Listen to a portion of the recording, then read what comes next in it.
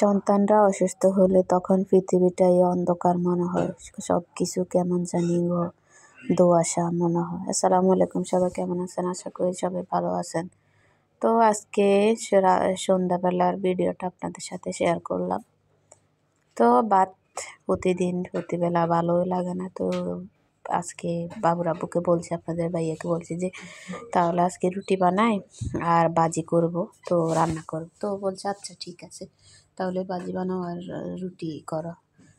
তো পরে আমি এখানে পেঁপে আর আলু দিয়ে ভাজি করতেছি। আর রুটির জন্য আগের ডোটা মানে আটাটা দরে নিছি আর কি। ওখানে আমি আটার গুঁড়ো আর চালের গুঁড়ো দুইটাই মিক্স করে দিয়েছিলাম, ওটা আপনাদের সাথে শেয়ার করে নেয়।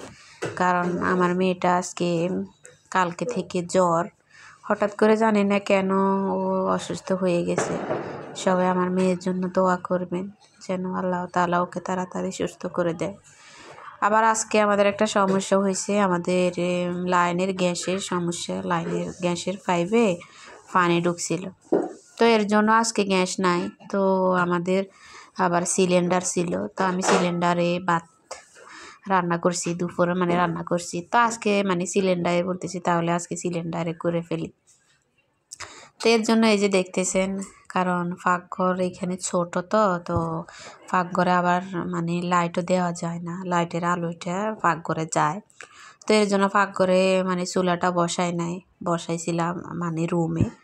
তো বসাইবার পরে এখন রুটি করতেছি আর তাওয়াটা বসাই দিছি। ওইদিকে মানে বাজিটাও রান্না করে নিছিলাম আর কি।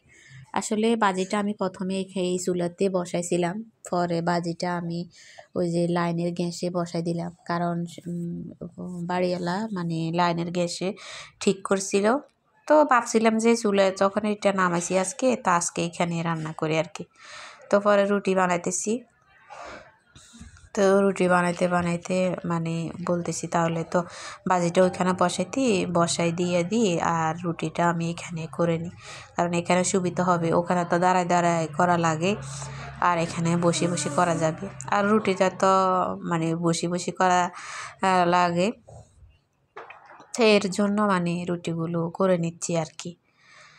আসলে আমার মেয়েটা জানি না কয়দিন পরে আমার মেয়েটা অসুস্থ হয়ে যায়। মেয়েটা একবার জ্বর, একবার ঠান্ডা, একবার কাশ, একটার পর একটা লেগেই থাকে। মেয়েটা হওয়ার পর থেকে অবস্থা।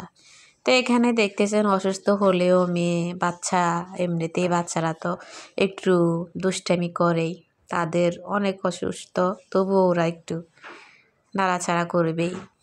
তো এখানে আমার সাথে ও রুটি বানাতেছে আর বাজিটা হয়ে গেছে। দেখেন বাজিটা কালারটা সেই আসছে। আমি এখানে মানে কাঁচামরিচ দিয়েছিলাম, শুকনো মরিচ এখানে আমি একটু দিই নাই। ওই যে দুপুরবেলা আপনাদের ভাইয়ের জন্য এখানে একটু মরিচ দিয়েছিলাম।